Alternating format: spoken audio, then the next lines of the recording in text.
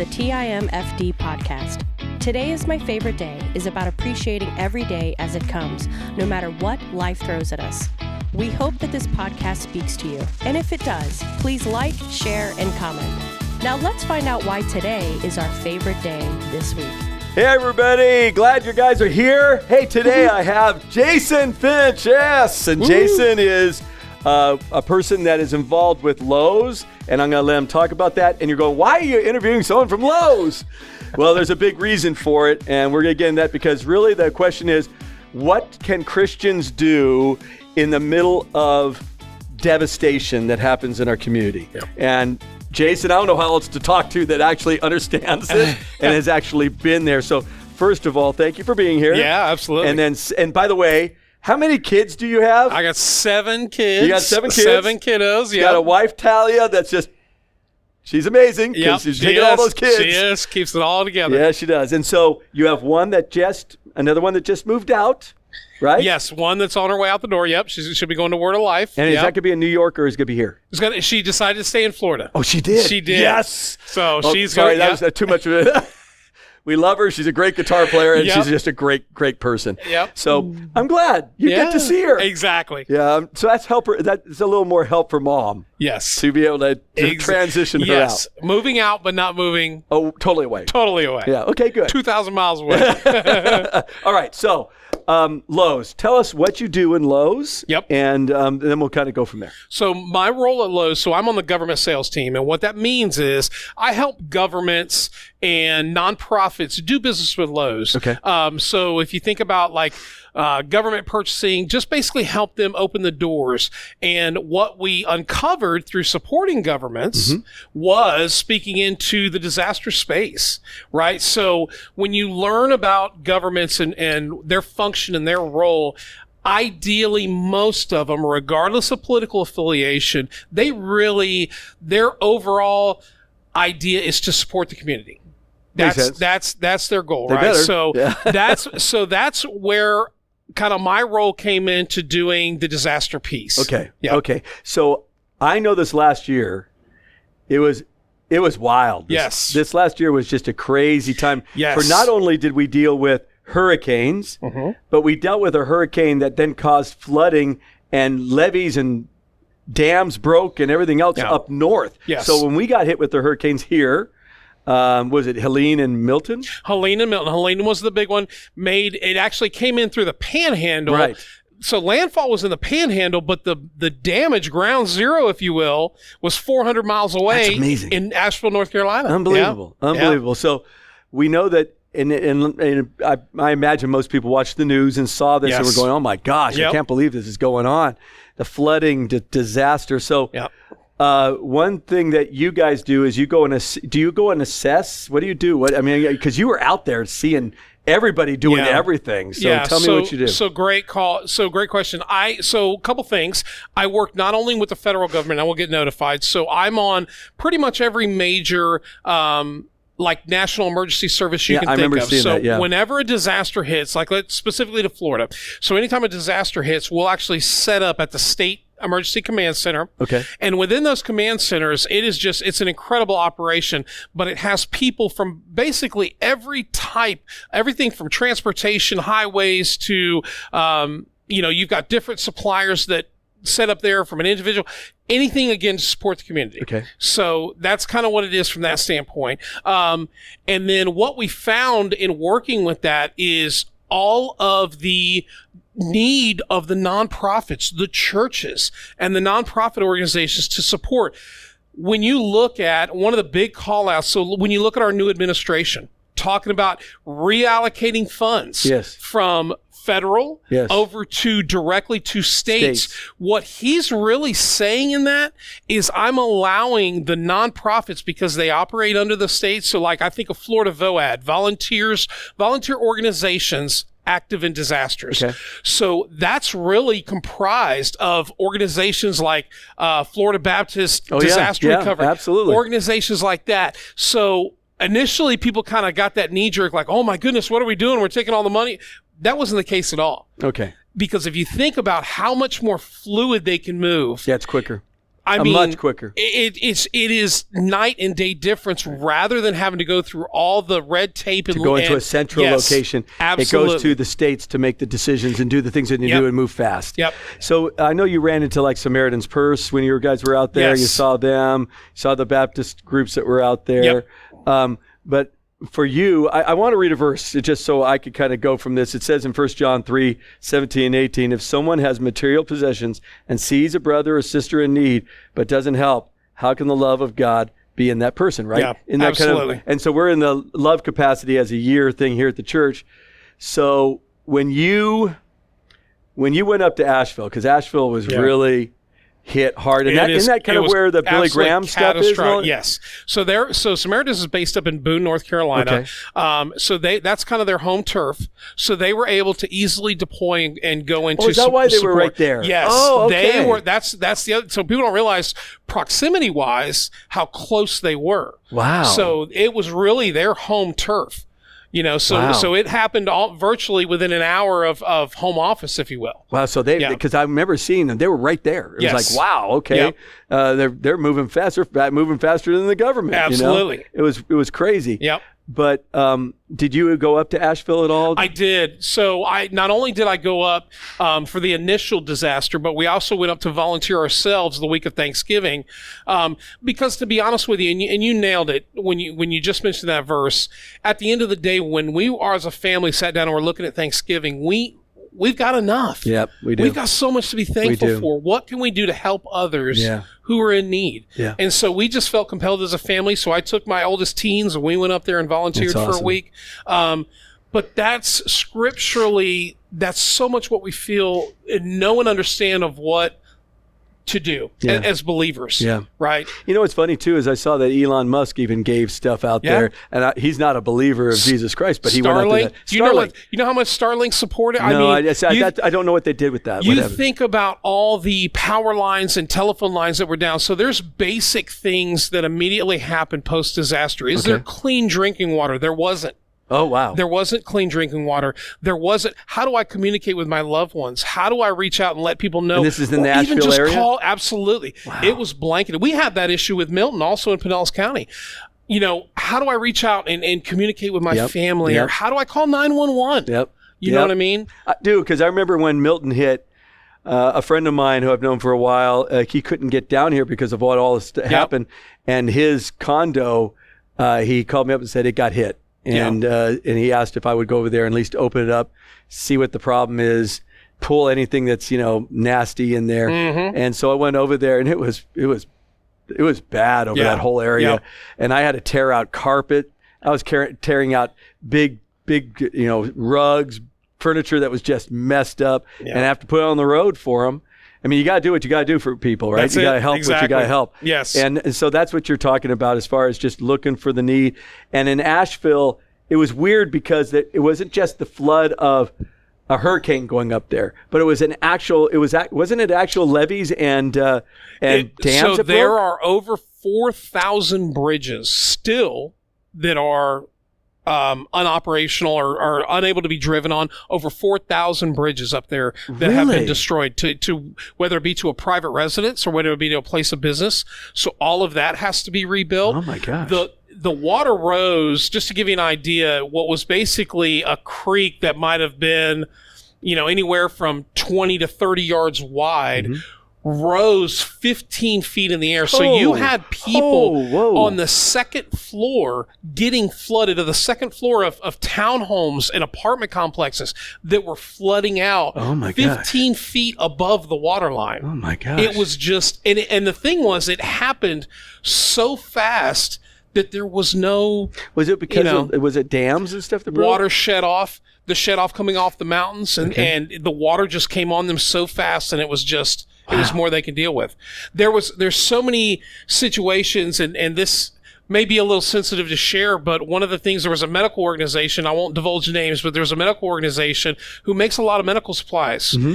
There was a genuine concern that there was going to be a medical supply shortage because they had a complete and total loss of a multi-million square foot warehouse, and it was going to impact the entire medical industry across the U.S. Oh, man. And so there were thousands of people, both private and federal, getting them back up and running. And so these disasters, it doesn't just, it could affect everybody. Everybody, every walk of life. So when you were up there, when you went up there initially and then kind of walked around, there was a lot of people. There was a lot of loss of life up there, wasn't there? Yes. Yeah. I mean, so there are to this day, and it's truly one of the saddest things in Asheville specifically. I firmly believe that every resident of Asheville either had family, friends, or knew somebody who passed away. Wow. The EMS teams have said there is mud covering potentially a couple hundred bodies that will never be found.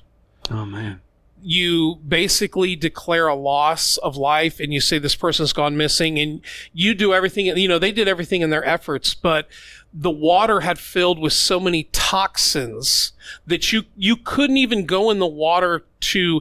One of the things that wasn't necessarily reported on the news was the water was so toxic that people that were working in the water, there were people that had to have limbs amputated because there was toxins in the water from them trying to help other people. That's the reality of how bad it actually was. And is it still? There's still, because you have all those bridges there's out. Still EPA level damage up there that they're working through. And, at the end of the day, listen, God is good. God is in control. We know that, yes, right? So, absolutely. They're doing everything they can to get it cleaned up, get filtration systems up there for water. They had gone months without clean drinking water. So a lot of, fortunately, there was a lot of private donors. You talk about Elon and a lot of private corporations, Lowe's, Depot, Amazon, Walmart, that was just pouring water in there just for residents to have this was a simple, glass of water. So businesses were just piling things in there. Absolutely, yes. See, that's encouraging to hear, Yes. right? That businesses were putting stuff in there. Yeah. My thing for this coming up in this year, and we're about halfway through, but mine is, what can churches, large and small, do when disaster hits? Yes. So obviously here there was a number of us that were helping different people in Pinellas. I mean, it was just, you're just helping people right? Absolutely. And some we asked if you needed help, and they just went, well, right now the government's over there dealing with it. Yeah. And we went, okay, and they said, you got to stay out of it. So what can we do? We're up here. Let's say a disaster happens. God forbid it doesn't happen again in Nashville, but a disaster happens up 3 states from us. Mm-hmm.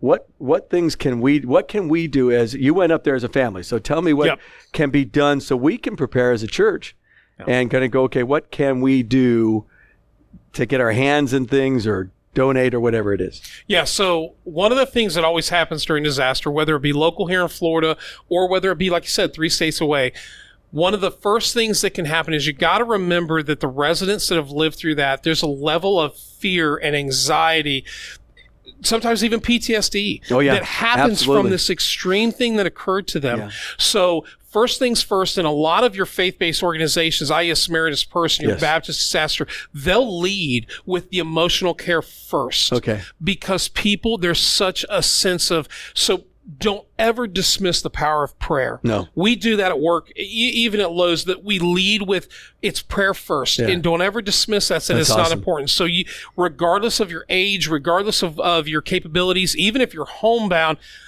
you can always pray. Yeah. Right? I mean, that's one thing that God teaches, always pray. Second thing is work to identify, and there's a lot of different communications that'll put out things they need, i.e. clean drinking water.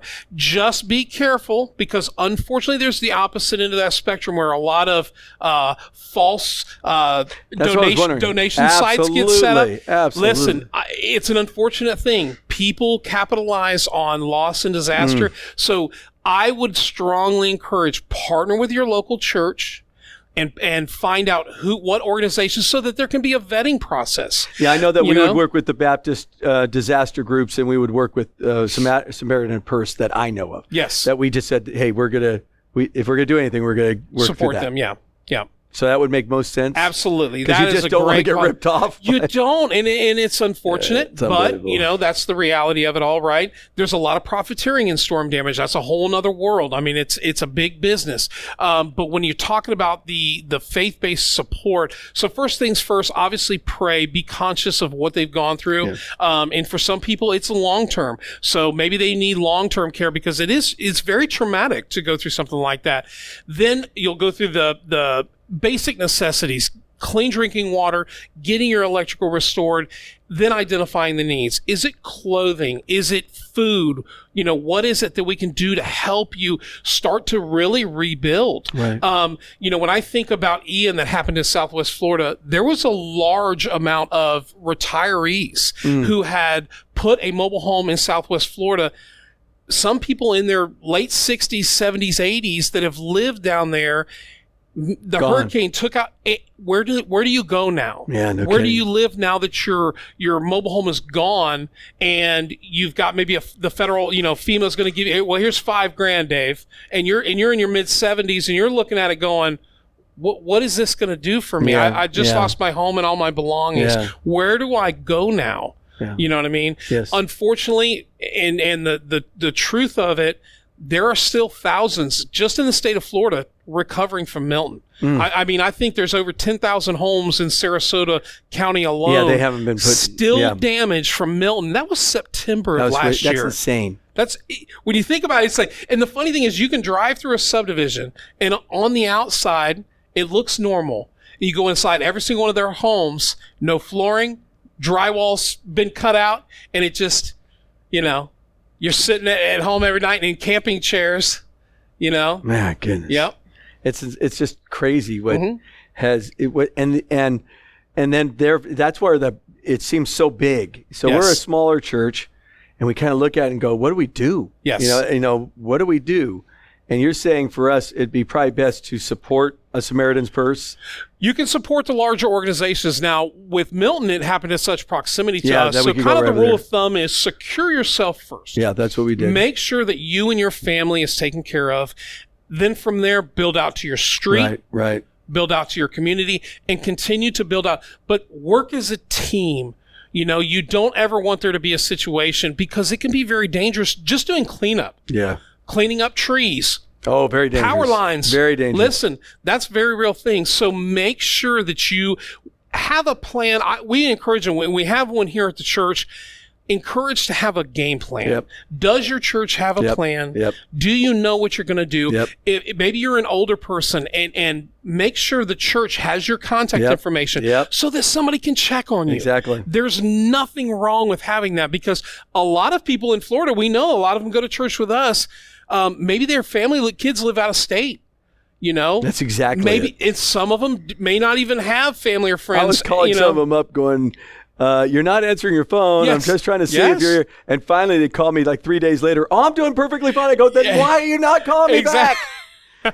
I mean, do you understand that I'm calling? There's a reason why I'm calling and why our teams are calling to make sure you're okay. And it's funny when people, again, in that fear and anxiety state, some will almost shut down. Yes. And so that's what you was don't going realize until you knock on their door that they've been living inside there scared to death. Correct. And just they were so shocked they didn't know what to do. So you're saying pray. Yes. Number one thing. So the prayer without ceasing, as we see in 1 Thessalonians 5, 16, 17, or 16 through 18. Pray without ceasing. I think it's verse 17. So that's one thing we could do. Correct. Second one is have a plan. Yep. Right? A plan personally. Yep, exactly. And then a plan for your neighborhood, and maybe a plan with the church, for a church, if you're a church, to have a plan. Right, exactly. So I know that for us, I'm the guy that's known for the guy with having the chainsaw in my neighborhood. Yeah.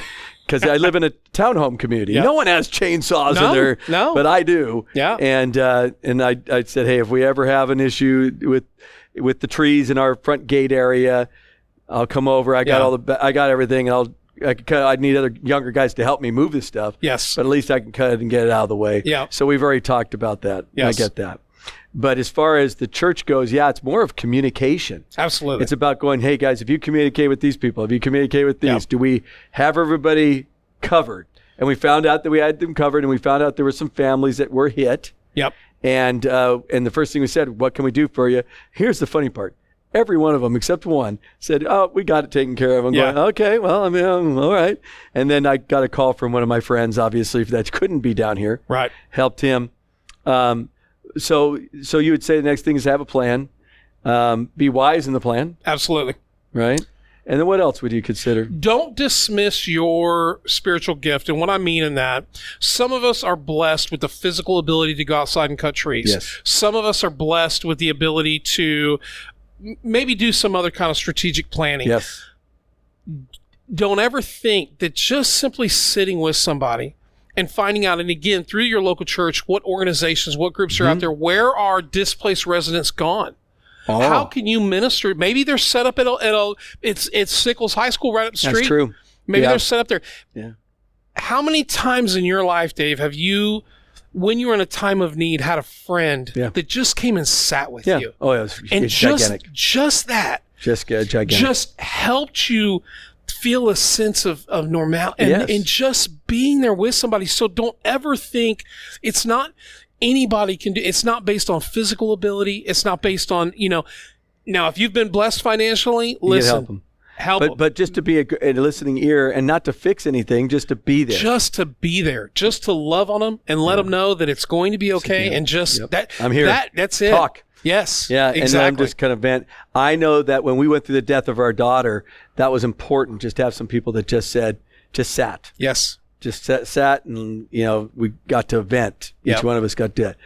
And in these kind of tragedies that we have, and I think that you're going to, time is moving fast. So I do want to be able to ask you, there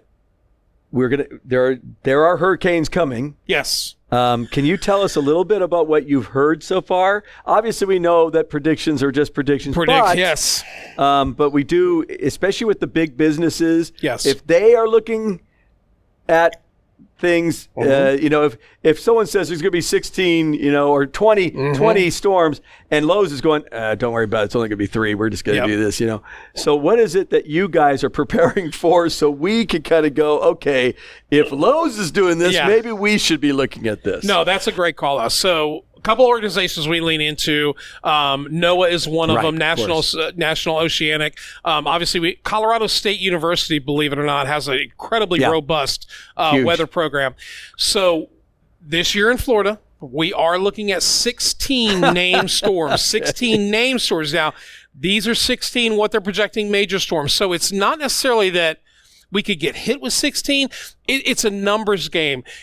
Because there's that many, maybe it only takes 3 or 4 to cause catastrophic disaster. It took 2 of us and exactly. wiped everything out. So our numbers are high. You can feel it in the air outside. Yeah. When you go outside, you feel how thick and how warm it is.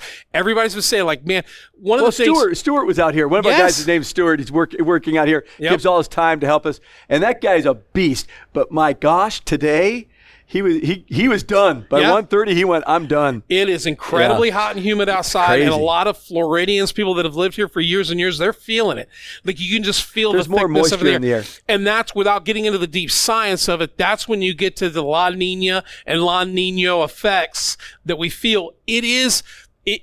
It's part of the weather patterns. And if you track back 100+ years, it always does this. It flows. Yeah, it does. So and we just have a lot more people in Florida now. So those storms used to, 30 years ago, 40 years ago. Oh yeah, we got hit by another storm. No big deal. Now there's thousands or even millions right there. Yeah, it's totally different. So one of the basic things, and again, we talked about take care of yourself first. So have, whether it be canned goods, bottled water, the expiration dates on those are incredibly. The last thing you want to be doing is competing with everybody in the mother when the storm's at your back door. And I'm competing with Dave over at Publix to get that last case of water. Do what you can. And again, regardless, even if your financial means are low, try to do a little something every week. That's what we do. To help. Yeah, that's you know what I mean? We actually have a pantry that always has a certain amount of water in it. It has to have that. My wife gets very paranoid if it's not. And then we have, our paper products and canned goods, and it's all sitting there in this one pantry. For an emergency like this, batteries, flashlights, even blankets and things. That's what we have always done. and prepared for it. And then we also do is we buy a home that's not in the middle of a flood zone. So that's another one we did purposefully. And so, being prepared would be a big thing right now. Being prepared is huge. Now, what's interesting is last year, I thought we were going to get through the hurricane season with not much going on. Very late. It was like the October. Very late. It was unbelievable. Yes. And they both hit around that time. Yeah. So right now we're in June. June is the beginning, if I remember right, of the hurricane season. Correct. Isn't it? We are technically in hurricane season and now. then it goes all the way till October and November. But traditionally, most storms in September, like you said, leading into October. Yeah.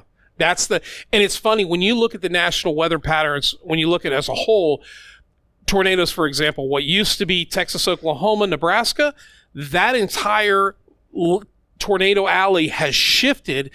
Tennessee, Kentucky, they've already had over 100 EOC calls for tornadoes that have gone. So you're watching the tornado path shift. You're watching an increase in storm levels. So we're in a very interesting time from a weather standpoint. Does this ebb and flow throughout history. It does this ebb and flow thing. And for me, I look at it and go, okay, well, let's be prepared. So preparation, let's go back over. So we want to pray. Yes. So always that's lead the with number one prayer. thing. And I tell you, even at a company like Lowe's, we listen, make no qualms about it. We know and understand that for our own safety, we acknowledge God first. You want God's back. Awesome. You know? Love hearing that in the business world. Yes. That's awesome. So the second thing you said is you have prayer, and then the next one was, I forgot. Sorry. Get into self-preparation. Self-preparation. Self-preparation. And the cool thing is, maybe you didn't get impacted.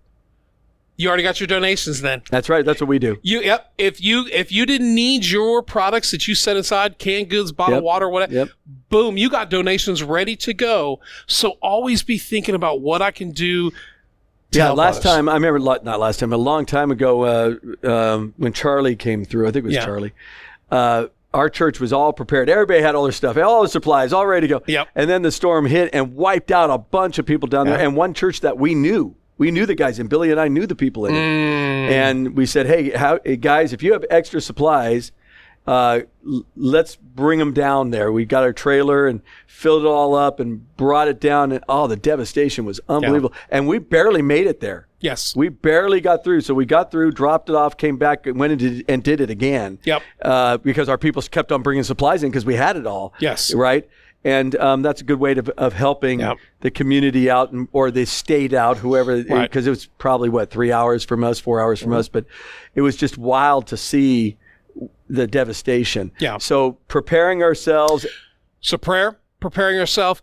Then you go into partnering with local church. Okay. Find out where the needs are. Lean into your local church. Again, the federal administration, that's what they're pushing that hard. They really want the churches and the volunteer organizations. Okay. So partner with your local church. Find out, from your leadership at your church, who are we going to be given to, what channels, if you got the financial means or you got the goods, or, maybe it's something that you have the physical health to be able to help. Partner with your local church, because I will tell you that that's the direction really it's going. To include, the states are saying, we need help from the local church. You do so much of a better job than we do. So we're looking at and going through those three again. You can just go real fast through them. So and you could look at that camera over there. Yep. So you could tell them. So you're go through those three things real fast. Yep. So we're talking prayer, always first. Self-preparation, make sure that your goods are taken care of. If you don't need them, great opportunity to volunteer them, or a great opportunity to donate them. And then the third thing is, if you're all set and squared away, partner with your local home church and find out what organizations your church is partnered with, because they will be getting the line on who needs support, who we're going to be helping, and it's collaborative teamwork. I love that. That's what makes it happen. Love that. Yep. So that's what we want to do. So that's what we're going to do here. We'll make sure everybody understands. Absolutely. I love the three P's. That's awesome. And it's something easy that we can remember and get our teams on it and do that. Thank you so much for being here with us. Thanks for having me. If we have if we go through this stuff again, I'll be bringing you back in so you can kind of help us on the. I know you're going to be all over the place because you were gone a lot. So I spent a lot of time with the EOCs, and that's my role. But the cool thing is, everywhere I go, I take the Harvard Church with me. So, that's right. my job. My pastor would not allow me to go unless so. That's right. He watches online and watches these Exactly. podcasts, and so now he's on it. Thank you guys for being here with us. Yes. I hope this was helpful. God bless you. Remember, today is your favorite day. Go out and be a bright light to someone else. Thank you for listening to TIMFD, Today is My Favorite Day. Views, comments, and opinions are those of the host and guest alone. TIMFD is produced and directed by Alex Korn. Thank you for listening. Have a great day, live intentionally, and be very blessed.